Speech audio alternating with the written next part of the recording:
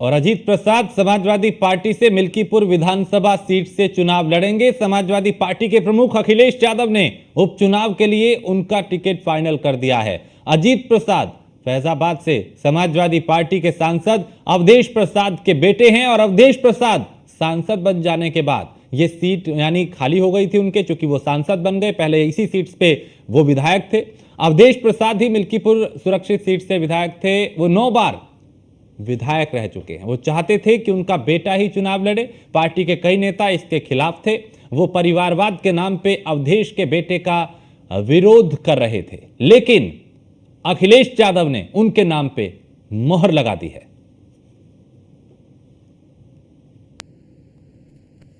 उत्तर प्रदेश में 10 सीटों पर होने वाले उपचुनाव में सबसे हॉट सीट मिल्कीपुर के लिए समाजवादी पार्टी ने अपने पत्ते खोल दिए हैं।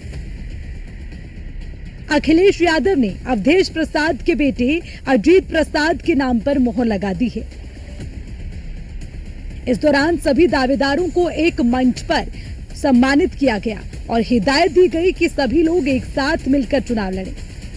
देखिए, मिल्कीपुर विधानसभा के उपचुनाव की आज बैठक कराई गई थी, जिसमें मिल्कीपुर के सभी पदाधिकारियों को, नेताओं को आमंत्रित किया गया था और उनको जरूरी दिशा निर्देश देने का काम किया गया है। और जिस तरीके से 2024 के लोकसभा के चुनाव में समाजवादी पार्टी ने बड़े अंतराल से इस सीट को जीता था, हम उपचुनाव में भी उस मिल्कीपुर विधानसभा के उपचुनाव को जीतने जा रहे हैं। देखिए, अयोध्या में मिल्कीपुर सीट से अवधेश प्रसाद जी जो लोकसभा चुने गए, वह सीट उनकी खाली हुई है और मिल्कीपुर की विधानसभा की जनता ने अवधेश प्रसाद जी के परिवार पर भरोसा जताया था और उपचुनाव में समाजवादी पार्टी उनके बेटे को लड़ा करके फिर से उन पर भरोसा जता रही है और समाजवादी पार्टी का एक एक कार्यकर्ता लड़ करके ये सीट फिर से जीतने का काम।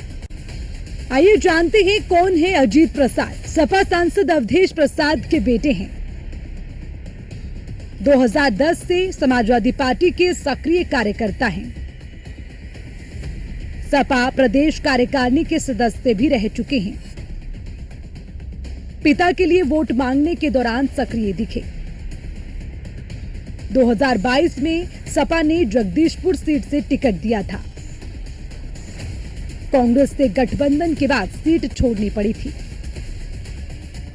ये उन्हीं अवधेश प्रसाद के बेटे हैं जिन्होंने बीजेपी की हिंदुत्व वाली छवि को सबसे ज्यादा डेंट पहुंचाया। जिस अयोध्या राम मंदिर के मुद्दे पर 2024 के लोकसभा चुनाव में बीजेपी उतरी, उसी अयोध्या में बीजेपी को चारों खाने चित कर दिया था।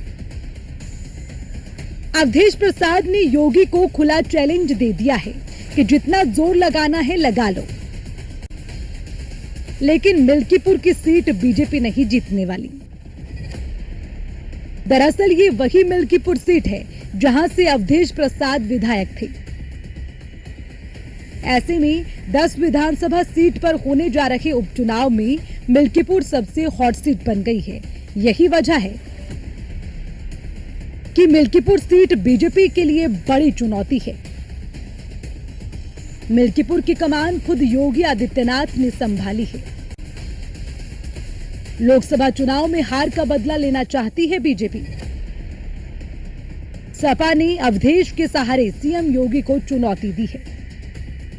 मिल्कीपुर का चुनाव यो तो बाई इलेक्शंस जो 10 हैं, लेकिन भारतीय जनता पार्टी इस चुनाव को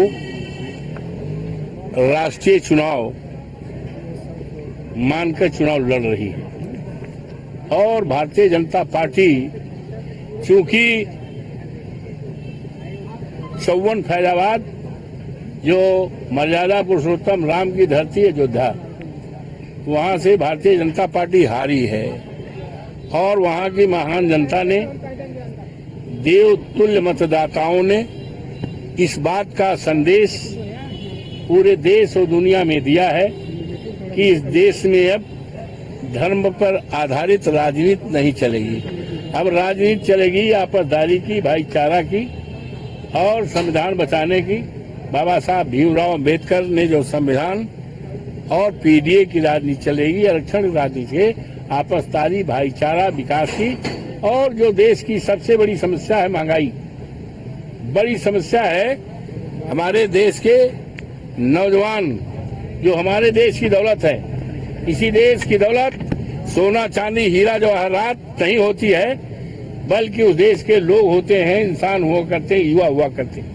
आज अफसोस के साथ कहना पड़ रहा है कि आज हमारे युवा के साथ, नौजवानों के साथ बड़ी बड़ी डिग्रियां लिए हैं, लेकिन उनको सरकारी नौकरी नहीं मिल रही है। अवधेश प्रसाद का चेहरा बीजेपी को लोकसभा चुनाव के बाद से ही खटक रहा है। यही वजह है कि सीएम योगी ने मिल्कीपुर सीट के चुनाव को अपनी नाक का सवाल बना लिया है।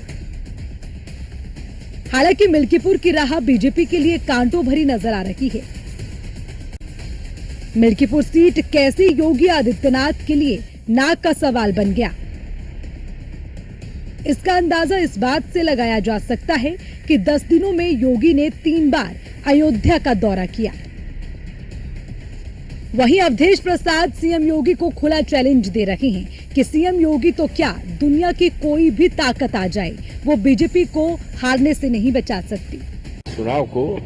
उन्होंने चुनाव को बना दिया है योगी बनाम अवधेश प्रसाद।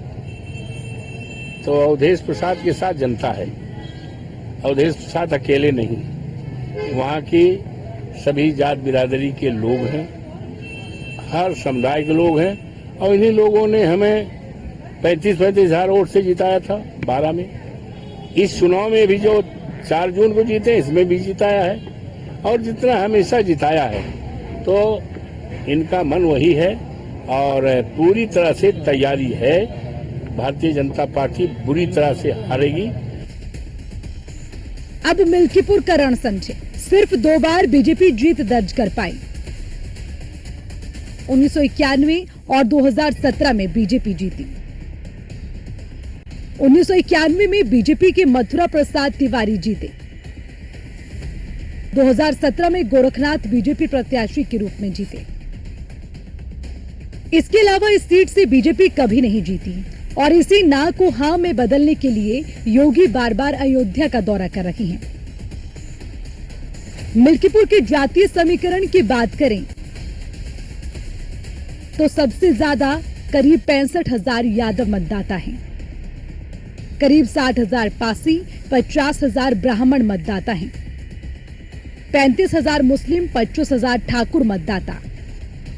गैर पासी दलित 50,000, मौर्य 8,000 मतदाता।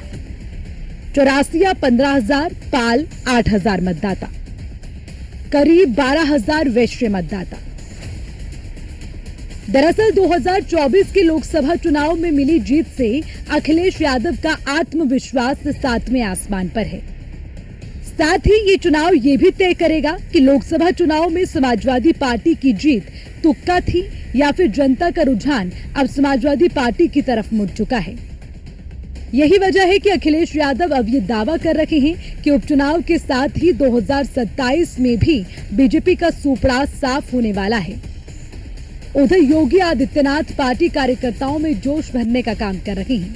साफ कह रहे हैं कि जनता चुनाव के साथ साथ 2027 में भी उन्हें एक बार फिर अपना आशीर्वाद देने जा रही है। भले ही योगी जनता के आशीर्वाद का दावा कर रही हूं, लेकिन अवधेश प्रसाद ने खुला चैलेंज दे दिया है। साफ कहा है कि 2027 में बीजेपी 50 सीटों पर सिमटने वाली है, और अगर ऐसा नहीं हुआ तो वो राजनीति से संन्यास ले लेंगे। Bureau report, news 1 India. और यहाँ एक छोटे से ब्रेक के लिए रुकेंगे। ब्रेक के उस पार कुछ और खबरें।